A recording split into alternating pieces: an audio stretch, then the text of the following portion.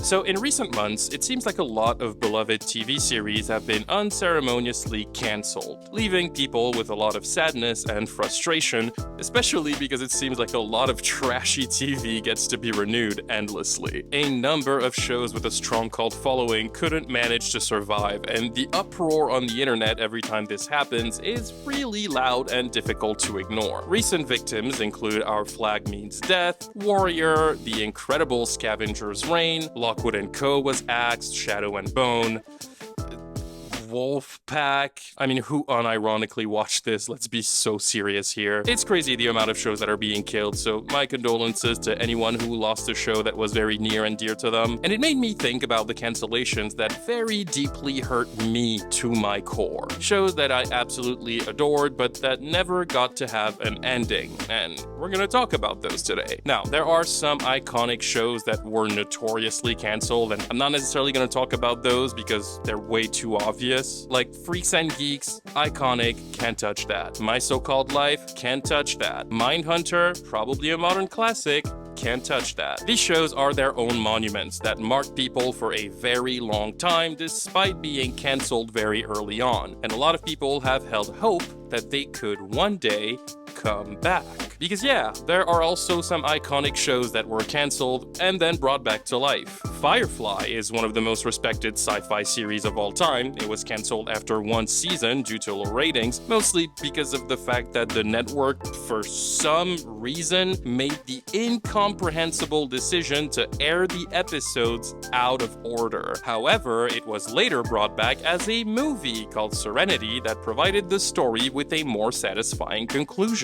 Twin Peaks got to return over 20 years after its original cancellation. Veronica Mars was brought back, like, twice. Brooklyn Nine-Nine was cancelled by Fox after 5 seasons and then saved by NBC. Lucifer was also cancelled by Fox but then resurrected by Netflix. I was never a big fan of Arrested Development, but the show was cancelled and then also revived by Netflix, although I hear that one was a terrible idea in the end. But these TV miracles do happen, which is why now every time a show gets cancelled, fans attempt to start massive petitions to get the network's attention to potentially save their favorite thing from cancellation. But in most cases, it doesn't work. And if I'm being completely honest, in most cases, these shows do not deserve to be resurrected. Sometimes shows are killed, and they should stay dead. But today, I want to talk about the ones that truly did not deserve to be cancelled. The shows that have stayed with me for years, haunting my dreams as I try to make sense of their loss,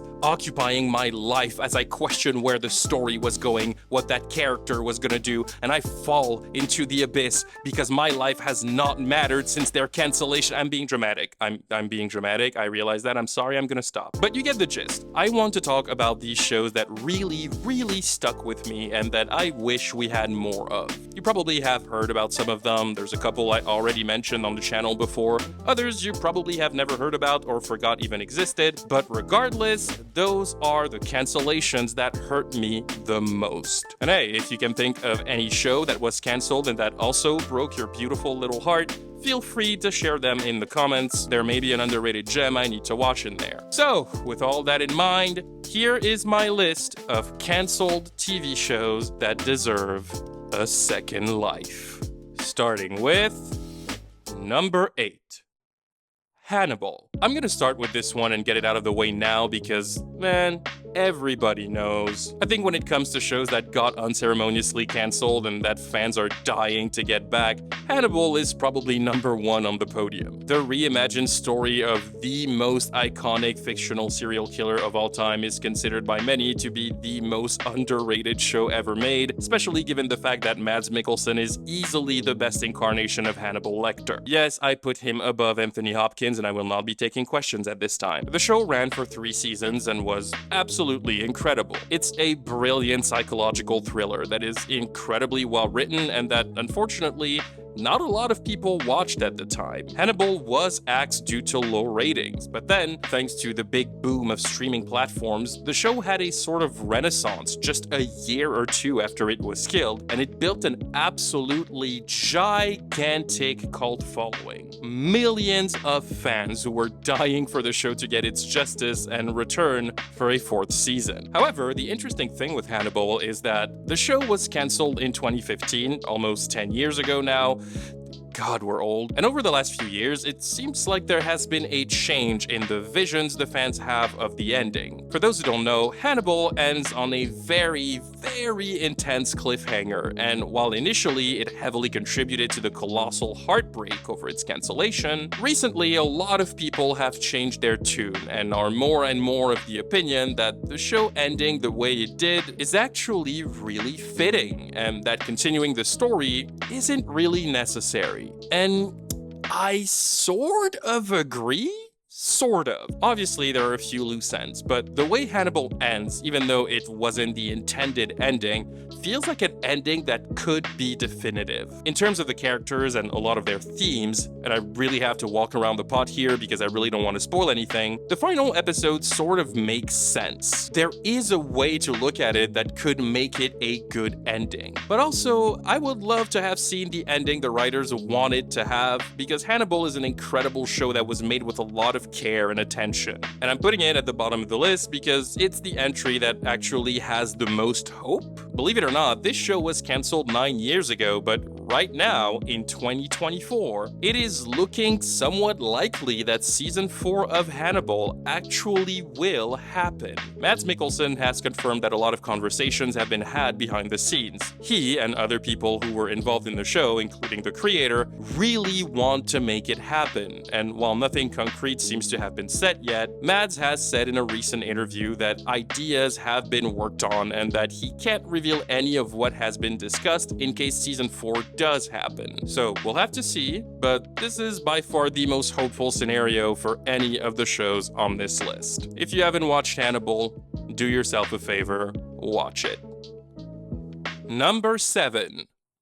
The OA. Created by the brilliant Brit Marling, who also plays the main character, The OA tells the story of a blind woman named Prairie Johnson who mysteriously goes missing while on a trip out of town. Her family and the police try to look for her for years, but to no avail, until she suddenly reappears 7 years later, just as mysteriously as when she vanished. But the Prairie that returns is drastically different from the one her family knows. She refuses to say where she was during the year she was missing. She no longer calls herself Prairie and only refers to herself as the OA. And more shocking than all, Prairie is no longer blind. And while her family is happy to get her back, they can't help but notice that something is off. And quickly, it becomes very apparent that Prairie's return may not be a happy miracle, but rather a calculated plan, because it seems like she is back looking for something, or rather, looking for someone. The OA is a Netflix series that came out in 2016 and was cancelled after 2 seasons, and I absolutely loved it. This show is so unique and so original. I had never seen something like it before, and I have never seen something like it since. The cast is incredible. Brit Marling is absolutely breathtaking as Prairie. The depths she has to go to with her performance for this character to be brought to life is just unbelievable. Jason Isaacs, who's literally incapable of being anything less than spectacular, plays a very intimidating character with another masterful performance, and the rest of the cast is just as good. Paz Vega, Riz Ahmed, and Zendaya, who joins the show in season 2 in the role of a mysterious young girl named Fola. It's just a crazy ensemble of unhinged talent. I love it. Now, there are several factors that could explain why the OA was cancelled. Yes, season 2 was not nearly as popular popular as Season 1, for a couple of reasons. For one, just like Twin Peaks back in the early 90s, it's often speculated that the OA's downfall could be attributed to it getting a little too weird for its own good. An argument I understand, but don't necessarily agree with. I mean, don't get me wrong, the show is definitely out there. It's very bizarre, and Season 2 has one very specific scene that was so strange and out of pocket that it left a lot of people scratching their heads. Nobody was ready for what that scene was, and some people were turned off by the show when they saw it. But I think the show's weirdness was also part of the appeal. The OA is the type of show that is just so unpredictable. You never know what's around the corner. I've said it before in another video where I talked about the show like a couple of years ago, but when I tell you the synopsis I just gave you for the show's story is only scratching the surface, believe me, I'm not exaggerating. That premise is already a really strong mystery that was more than enough for me to watch it, but trust me, you will think you know where this show is going, and I guarantee you, you will be wrong. The OA is a story that spends most of its time slowly peeling back the layers of its own weirdness, and Season 2 clearly was designed to push the boundaries of its lore. If you ask me, the fact that a show this unique was greenlit in the first place is kind of a miracle, and that reality is not lost on me. I also think one of the reasons for Season 2's lackluster performance is simply that the wait between Seasons 1 and 2 was way too long. That's a larger conversation to be had about how these streaming platforms operate with renewing their shows, but I definitely think it was a factor here. It took 2.5 years for the second part to be released, and while Season 1 was somewhat popular, it wasn't enough of a hit for a lot of people to stay invested for this long, and I feel like the wait just caused people to lose interest in the show. And weirdly enough, it sort of makes for an appropriately strange ending, because without spoiling anything, the end of Season 2 is one of the most meta cliffhangers I've ever seen. It literally broke my brain in two. I could not believe what I was watching, and I could not wait to see more. But then it got cancelled, and it hurt my feelings. Brit Marling apparently had planned for the full story of the OA to be told in 5 seasons. And while that's clearly never gonna happen, I really wish Netflix would have at least given her one more season to attempt to wrap the story up. Like, you just want to see where a show this bizarre was trying to go. And as recently as November of 2023, 4 years after the show got cancelled, Brit Marling says she is still hopeful that Season 3 could happen.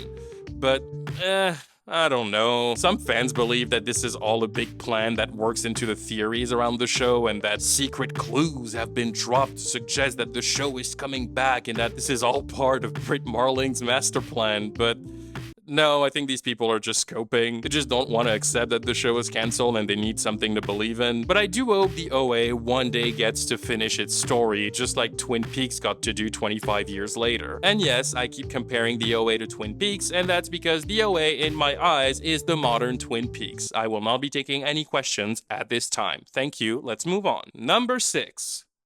1899. Oh boy, this one still hurts. I feel like I've been complaining about this show's cancellation so much, whether it be on YouTube or mostly on Instagram, which, by the way, follow me on Instagram. We have a lot of fun there. But this is genuinely a tragic loss. I've talked about 1899 on the channel before because it was in my video about the top 10 best shows of 2022. It is insanely good, and its cancellation is something I never really got over. Like, I'm kinda still mad about it. 1899 is a Netflix series from the creators of Dark, my favorite show of all time, about a group of people in the year 1899 on board of a ship named Kerberos, making its way to New York City. All the different people on the ship seem to be hiding secrets and looking for new beginnings. They come from everywhere around the world and really need to get to New York City for various reasons. The trip is already pretty tense, but things take an incredibly sinister turn when, in the middle of the voyage, the Kerberos crosses paths on the open sea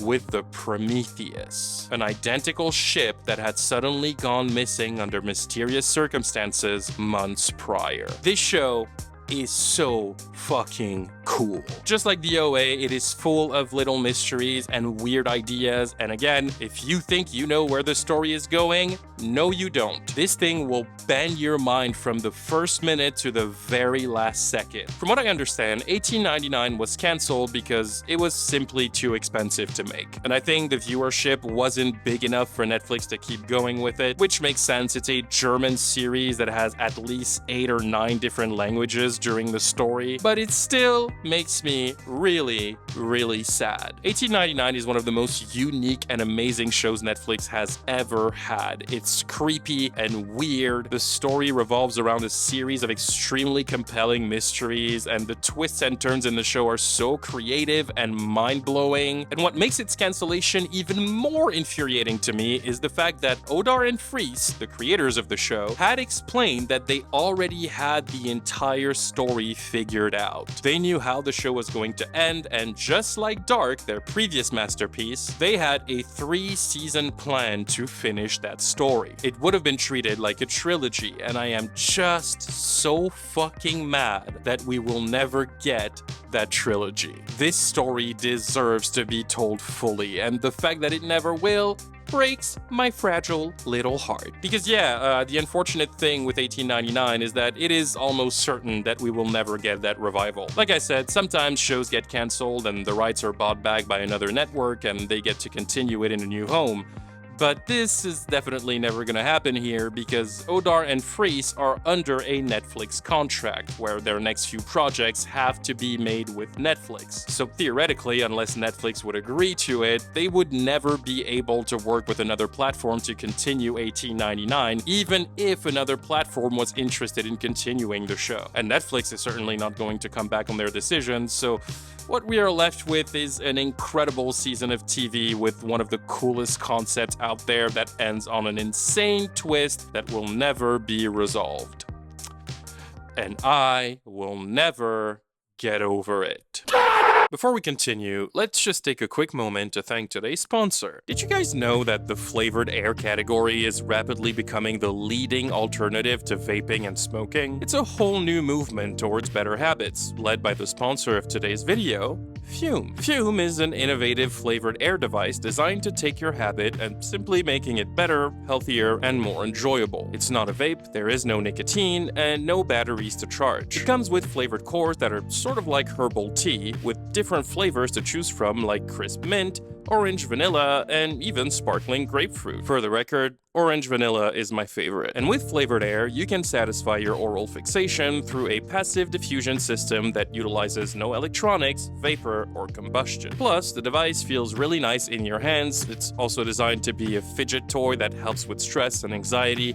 And honestly, it just looks awesome. It's a fantastic alternative to your habit that is smooth as hell. Fume has served over 150,000 customers, and you can be the next success story. For a limited time, you can use my code Space Ninja to get 10% off a journey pack. Head to tryfume.com, that's tryfum.com, and use code Space Ninja or scan the QR code currently on screen to save 10% off your order today. Thank you to Fume for sponsoring this video. You guys are the best, and let's get back to the show. Number 5.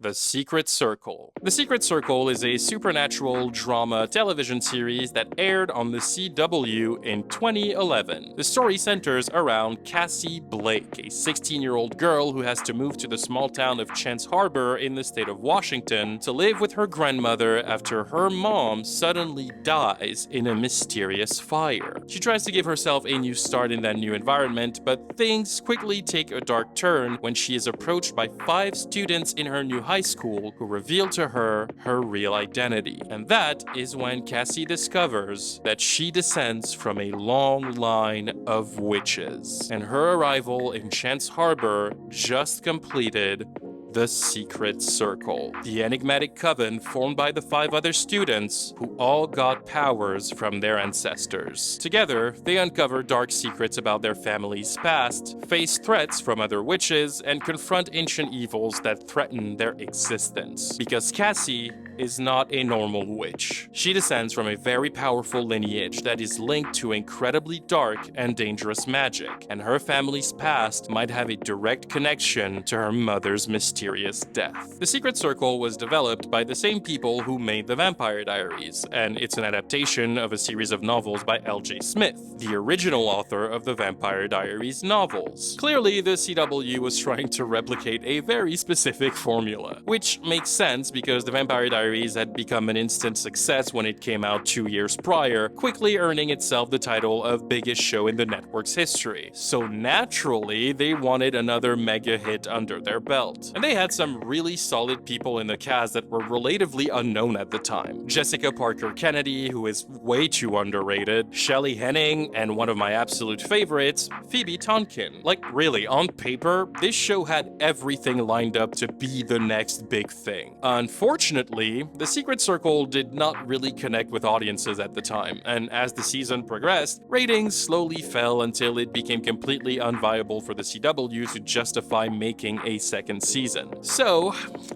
well, I mean, they canceled the show. Obviously, that's what the video is about. And that was that. The Secret Circle was killed after 1 season. However, over the years, the show has gained a pretty large cult following, mostly made of people who believe this series deserved more. Some see it as an excellent series that was overshadowed by bigger shows, while others perceive it more as a misunderstood gem with great ideas that wasn't given the proper time to prove itself. And I think I fall more into that second category. Personally, I wasn't the biggest fan of The Secret Circle. I thought it was fine, like a fun little show, but a lot of its execution was awkward and clumsy. It's unfortunate that it didn't get a chance to improve because, in comparison, a lot of The Vampire Diaries first season was also awkward and clumsy, but it also had characters that became instant pop culture phenomenons, which is something The Secret Circle did not have. But I do think that the concept of The Secret Circle is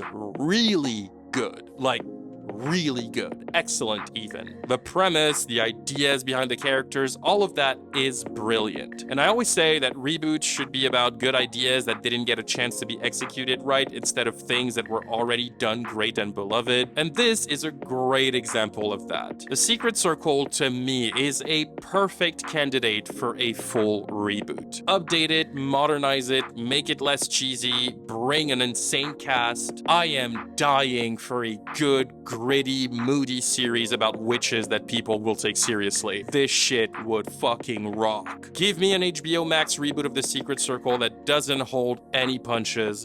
Thank you very much. Next. Number 4.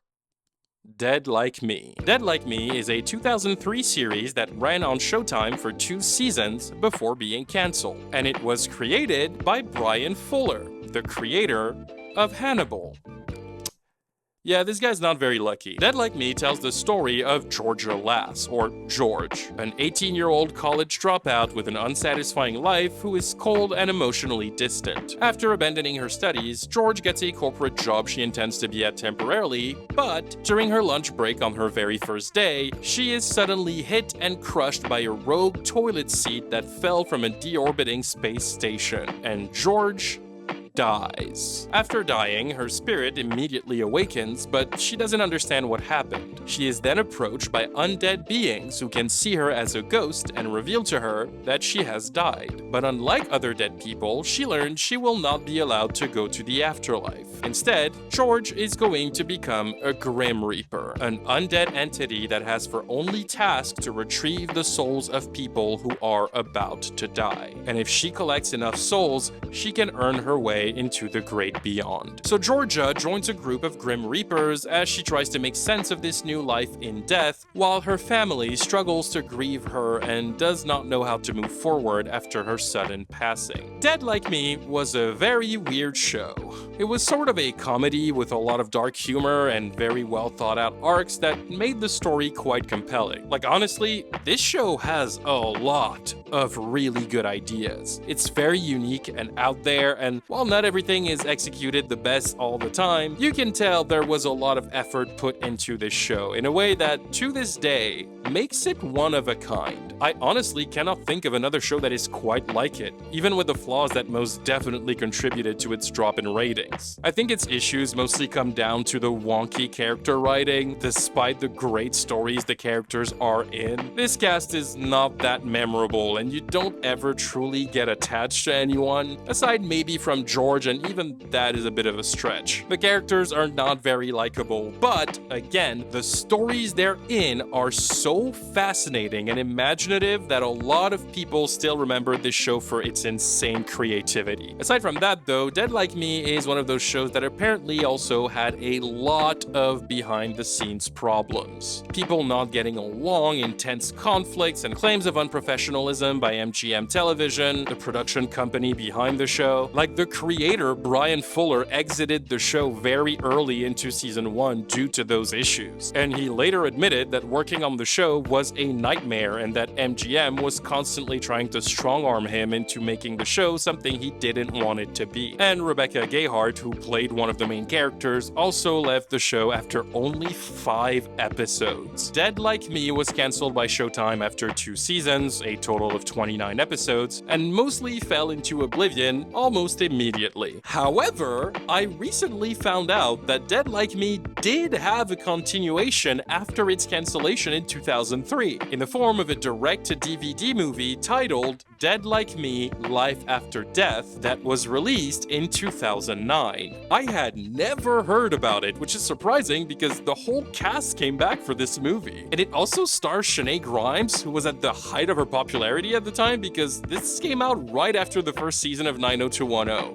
How did I not know about this? What the fuck? I don't know if it's good then because I haven't seen it, but regardless, just like The Secret Circle, I think Dead Like Me is one of those shows that, in my opinion, absolutely deserves a reboot. It's a story that can 100% be updated and made even better than the first time. I just think it's too good of a concept to be left lying on the floor after 20 years. There is so much to do with this, and I think it would be an absolute shame not to give this a second life somewhere down the line. No pun intended there, but I'm still gonna take credit for it. Thank you. Number 3. I am not okay with this. Hashtag I am not okay with this being canceled. Maybe just hashtag save I am not okay with this. I Am Not Okay With This is a dark comedy series on Netflix that follows the life of Sydney Novak, a 17-year-old high school student struggling with the recent death of her father. Sydney is trying really hard to grieve while navigating the trials of high school, complicated friendships, her waking sexuality, and her very bad anger issues, all while living in a small, seemingly mundane town she doesn't really like. She thinks she's boring and unimportant, but Sydney's life takes an unexpected turn when she discovers she has telekinetic powers that are triggered by her emotions. As she tries to understand and control these new abilities, she is haunted by mysterious occurrences and suppressed memories linked to her father's passing. Her powers become increasingly difficult to manage, and soon, things begin to completely spiral out of control. I Am Not Okay With This is a collaboration between the producers of Stranger Things and the director of another Netflix gem, The End of the Fucking World. And may I say, it was a perfect pairing. This show is incredibly well made. It's funny, it's charming, it's really compelling, and at times really sad. The series delves into Sydney's internal battles, which brings a lot of very real themes that obviously anyone who has been a teenager can relate to. It masterfully explores the angst and the awkwardness of growing up, and it's done with a great deal of emotion, all wrapped up in a supernatural intrigue. This one particularly hurts because, 1, it ended on a massive cliffhanger, but 2, because it wasn't cancelled due to bad audiences or whatever. It was cancelled because it was one of the shows Netflix decided to kill in order to cut costs during COVID. Same goes for Glow, another excellent Netflix series that was cancelled after 3 seasons because of COVID. And that case was even worse because it had initially been renewed for a 4th season that would have been the end of the show, and that renewal had been announced publicly, but later Netflix came back on that decision and canceled canceled Glow anyway. And I cannot imagine what that must have felt like for the cast and crew. It's already one thing to have your show be canceled, but having it be canceled after it had already been announced to be renewed? Ouch. That is a very brutal way to get fired. Like a very unique kind of heartbreak. But yeah, I Am Not Okay With This was a very unfortunate loss. This show deserved its second season. It's one of the best shows Netflix has had in years. I think it's been a little too long since it was canceled for us to hope for a revival, and I will be upset about that for the rest of my life. I'm being dramatic again. I'm being a little dramatic. We can talk about it. I'm being dramatic. Number 2. Impulse. Despite my own suggestions earlier in this video, I feel like I have spent the last few months endlessly complaining about my frustration with TV reboots. And for good reason. I fucking hate TV reboots. Most of them are lazy, uninspired trash. But even though most of these reboots have been notoriously awful, every now and then you do find a diamond in the rough. And one of those diamonds is Impulse, a show that virtually nobody has even heard about and that even less people have seen. This is the show that gives me faith that, if made with heart, certain TV reboots can be good. And by God, I have been meaning to talk about this show for a very long time, so this section is going to be a little longer. Strap the fuck in. Impulse is a TV reboot of the 2008 Hayden Christensen movie Jumper, about a 23-year-old crook named David who discovers he is a jumper, a person who has the power to teleport to any place they can visualize in their minds. David lives a life of luxury by stealing money with this ability for years, but everything changes when he starts being hunted down by a shadow organization that seeks to exterminate jumpers from the world. The movie is a very loose adaptation of a novel of the same name, and it was a critical disaster when it came out. Jumper now has a bit of a cult following status, but people really did not like this movie when it came out in 2008, especially people who had read the book. The main criticism being that it took the concept of the source material and proceeded to dumb it down to a degree that ruined the whole story. Jumper very much is an over-the-top, mindless action flick that is overall pretty forgettable in my opinion. Impulse is a much darker and grounded version of the premise. The show came out in 2018 and was produced by Doug Liman, who directed Jumper. And just like many other shows in this list, it ran for 2 seasons before being cancelled. And this show was really good. This time around, the story follows a teenage girl named Henrietta, or Henry, who is played by the incredibly underrated Maddie Hasson.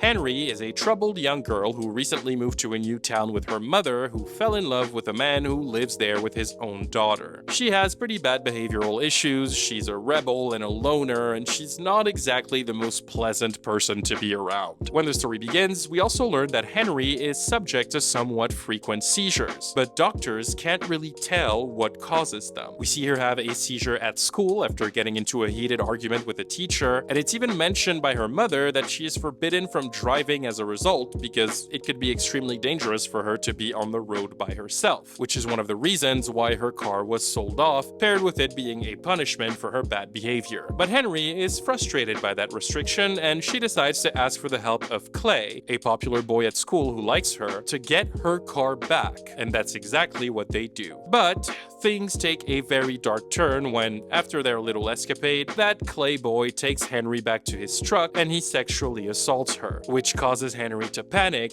and that panic causes her to have another seizure. Except this time, in the middle of her episode, Henry accidentally unlocks her power for the very first time, and she teleports out of the vehicle, crashing into her own bedroom a second later. However, we later find out that her teleporting ability bends matter around her. It's like a gravitational pull, and in doing it in such an uncontrolled way, teleporting in the middle of her seizure caused Henry to accidentally crush the truck she was in onto the boy who was in there with her, almost killing him and leaving him permanently paralyzed as a result. Henry now has to learn to make sense of this new ability, and at the same time this happens, a mysterious man lurking in the shadows appears in town. Listen to me. Impulse was fucking good, okay? And like, not a little bit good. It was really good. The world building is crazy, the acting is on fire, the characters are amazing. This show just slaps from midnight to midnight, my boy. Henry is an incredibly compelling protagonist with tons of layers. A lot of the show following that first incident is about her psyche, more specifically her emotions, because her powers are directly linked to it. Her entire path of learning to control her teleportation is dependent on her ability to control her emotions, which she's not very good at, and that comes with deconstructing her past and deconstructing the trauma of the assault she was subjected to by Clay. It's basically a very human story about trauma disguised as this science fiction thing, and contrary to Jumper, which was pretty much devoid of real themes and focused more on the grand spectacle of it all, Impulse is particularly grounded and isolated. The idea of it being set in a shitty small town makes the story feel more intimate and makes for an incredibly compelling narrative. A narrative that is supported by a large cast of amazing characters. From Henry's stepsister Jenna, with who she has a very complicated love-hate relationship, her classmate Towns, with who she builds an unlikely friendship, and also one of the few main characters in a YA sci-fi fantasy story to be autistic, to her mother Cleo, who tries her best to be a good mother but always feels like she's not doing enough, and the terrifying Bill Boone, one of the most unsettlingly threatening antagonists I remember from the last few years. I could go on and on. This show is just awesome. It's dark and gritty, but also clever and incredibly heartfelt. So, what happened? Why was this show cancelled? Well, you don't have to look far for the answer. It's actually very simple. Impulse was a YouTube original. The end. In case you don't remember, because nobody does, about 5-6 years ago, YouTube decided to start producing TV shows for the platform, thinking it could potentially rival with the likes of Netflix. That only lasted a couple of years before they killed it, because people just weren't really subscribing to it, and it was getting really expensive to make all these shows. But despite being kind of a flop, YouTube Originals did give us some pretty solid shows that most people forget were YouTube Originals. Cobra Kai was a YouTube Original until they canceled it and Netflix brought it back. Wayne was another series that people seem to enjoy and that was canceled after one season. Liza on Demand? Anybody remembers that? Anyone? Okay, that probably wasn't a good example, but Impulse was easily the best of them. But unlike Cobra Kai, nobody stepped up to save the show when it was cancelled after 2 seasons, which sucks because the show ends on a massive cliffhanger that was teasing a whole new level of world building for the story, and it's very frustrating. The show was cancelled in 2019, that was 5 years ago now, so I think it's pretty dead in the water, but God, I would pay a lot of money to get a 3rd season that wraps up the story. I think it really deserves it, and without spoiling anything, the show ends in a way where you could sort of justify picking it back up with a significant time jump that would explain why the characters are now noticeably older. If you want to watch Impulse, by the way, it's still available on YouTube. I think you should be able to watch the first episode for free. You can just like search Impulse on YouTube and it's gonna be there. So do yourself a favor, watch it. And somebody, please get me a season 3. I want to know what happens next. And finally, number 1. Dark Angel. This is it. This is the show that made me want to make this video. This is the show that solos all the other shows in this list, and it's not even close. I have been waiting to talk about this for so long, and here we are. So open your ears. Dark Angel is a dark science fiction series that came out in 2000 and that was canceled in 2002. And it was created by none other than James Cameron, the man who brought us Titanic, Avatar, and Terminator. The show takes place in an alternate dystopian, semi-post-apocalyptic future set in the year 2019 and tells the story of Max Guevara, played by Jessica Alba, a genetically enhanced super soldier who escaped from the covert military facility that experimented on her as a child. She grew up with an identification code as a name, X5452, and for For the 10 years following her escape, the now 19-year-old Max tries to live a normal life while being hunted down by Manticore, the secret government program that bioengineered, raised, and trained these super soldiers to become the most lethal assassins in the world. So, she keeps a low profile in Seattle, but secretly tries to track down any of the other 11 children that escaped Manticore with her. But everything changes for Max when she meets a mysterious man named Logan, a hacker and anti-establishment activist hiding among the elite who somehow seems to know who Max is and where she came from. The show takes place in a broken version of the United States that essentially collapsed after an electromagnetic weapon destroyed computers and almost all forms of communication systems. The country has become a wasteland of crime and misery where only the uber rich get to live a decent life. By day, Max works an honest job to appear as normal as possible, but by night, she uses her super soldier abilities to continue her search, and occasionally to steal valuable items from the uber rich to sell them off to the black market and make more money. But when we meet her in the first season, Manticore is closing in on her. She becomes a target and reluctantly has to team up with Logan to try and dismantle the organization. I think at the time the show premiered back in 2000, Dark Angel was the most expensive pilot ever produced. It was massive for the time in an era where television was extremely formulaic by design with very little means. The show premiered with a 2-hour episode, meaning the pilot is essentially a movie. And it is shot like a movie. That doesn't mean much today because we're used to big TV series being incredibly cinematic now, but at the time, having a TV show of this scope that looked like it had the production value of a big Hollywood film, that was mind-blowing. People just didn't get to see that back then, let alone from a movie director that had made something as massive as Titanic just 3 years earlier. In a weird way, I think I would say that Dark Angel's cancellation can entirely be chucked up to the fact that it was just way too ahead of its time. This show came out like 20 years too early, people were not ready for it, and the network behind it didn't understand it either. So despite being uber successful, the network made some incredibly stupid decisions. In season 2, they moved the show to Friday nights, which is essentially rating suicide. And then, when the ratings inevitably dropped as a result, they got unhappy with their own decision and they canceled the show because it was too expensive to make. Good job, guys! Dark Angel was continued in a series of canon novels that pick up right after the events of season 2. I've never read them, and most people do not even know these books exist anyway. But the point is, I don't think there is a single show in existence that is more deserving of a reboot than Dark Angel. A brilliant idea that never got a chance to unlock its full potential and go where it wanted to go. And having recently rewatched some of the show, man, it has aged surprisingly well for a 24-year-old series. A lot of its ideas, and mostly their execution, still feel very unique and fresh. It might have been a little too long to do a continuation now, but I would be extremely into the idea of a reboot that fully executes the vision of the original series.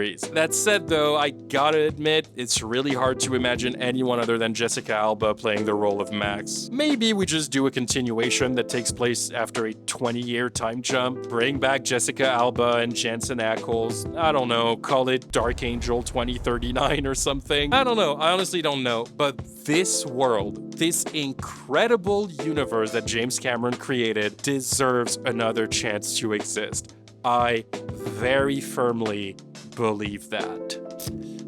Hashtag Dark Angel 2039. Get it trending on Twitter or something. Well, that was my list. If you have any other shows that came to mind and you think should be mentioned, again, feel free to leave them in the comments down below. Thanks for watching. That's it for me. See you next time.